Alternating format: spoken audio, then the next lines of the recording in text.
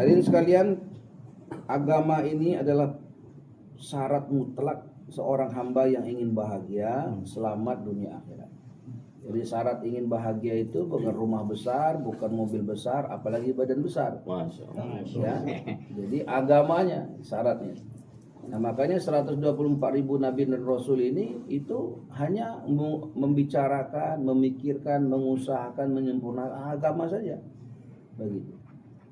Walaupun di dalam kobaran api dalam kondisi terikat, ketika yakinnya sempurna kepada Allah, harapnya hanya kepada Allah, maka bahagia.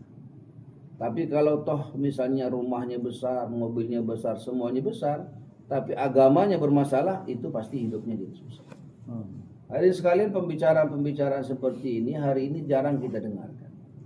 Sehingga apa? Pembicaraan yang sering kita dengar itu pembicaraan mengenai dunia. Orang sukses itu kalau punya uang, orang sukses itu kalau punya mobil bagus, orang sukses itu kalau terkenal. Sehingga hari ini hampir setiap manusia itu kepengen itu. Kepengen terkenal, kepengen kaya, kepengen punya benda-benda yang bagus. Padahal sejarah dari mulai pertama diciptakannya manusia sampai akhirnya itu keputusan Allah tetap sama.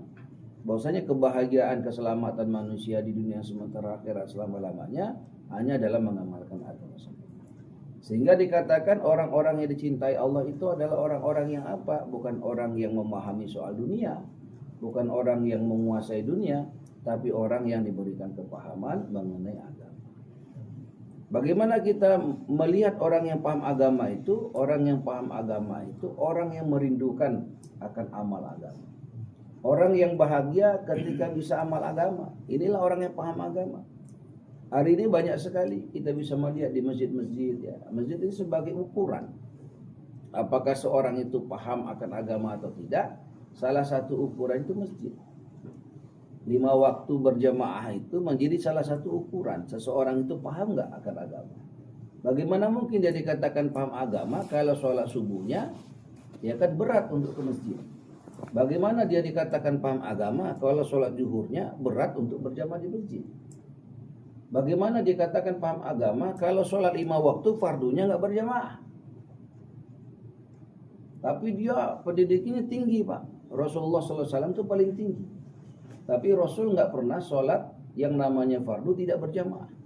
Bahkan dikisahkan ketika sakit parah, tidak bisa mengimami, baginda Nabi SAW tidak meninggalkan sholat berjamaah, menjadi makmum, imamnya Sidina Abu Bakar.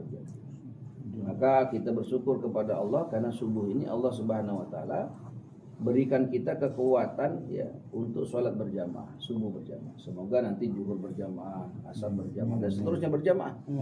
Dan kemudian sekalian kita akan membuat satu amal, di mana amal ini pun sangat besar. Amal ini adalah musyawarah. Para nabi, para rasul bermusyawarah. Ya bagaimana kita adakan musyawarah di masjid kita ini dan kita pikirkan bagaimana setiap masjid musyawarah itu hidup musyawarah agama.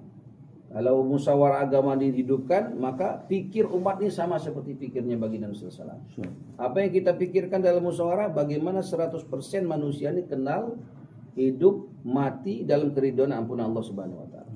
Bagaimana kita pikirkan setiap wanita-wanita ini tutup aurat secara sempurna.